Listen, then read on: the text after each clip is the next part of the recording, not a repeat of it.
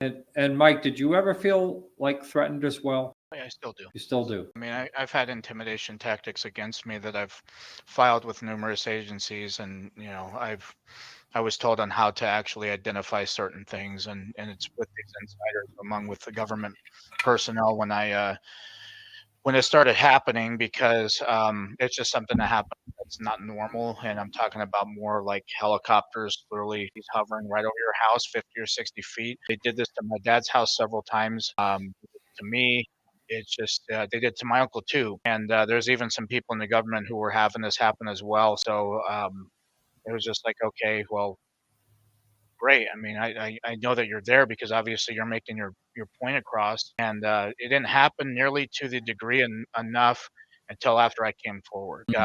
After I testified to AARO, and that was not public, is when it started happening. Really? Wow. When I talked about it publicly and I started filing the reports with the Department of Homeland Security, it was there's two agents that I've told this to, and they're actually also pilots as well. So they told me basically to use an application that it can actually you put the camera feature, put it towards the sky, and it actually will tell you everything about that craft, or not craft, but that aircraft. And when I would do this, because something would happen like that, no data would show up, and that's what they told me was basically it was a ghost ship. So they tried to intimidate several ways like this, and I haven't had it because I live underneath of an airport airspace right now. So they would basically have to identify themselves coming in. And so I haven't had that happen ever since I moved out to under this airspace. My dad would call me up panicking, and he called me at 3 o'clock in the morning because this happened, and it rattled the walls. It scared his dogs, scared his girlfriend. Like, they didn't know what the hell happened